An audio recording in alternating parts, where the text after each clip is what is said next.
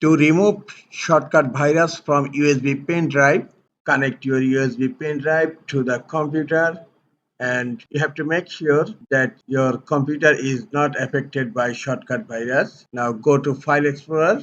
This is my USB pen drive and it's affected by shortcut virus. I'm going to show you how to remove this shortcut virus from my pen drive. Go to address bar and type cmd, hit enter.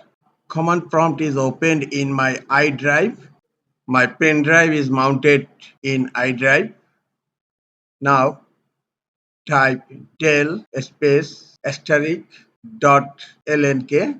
Now hit enter and type attribute minus h minus r minus s slash d and the drive letter I clone double backslash start dot star and hit enter. And now you will find a root directory and some other directories including system volumes. Just select all and press shift delete, click on yes, and shortcut virus has been removed from your USB pen drive successfully.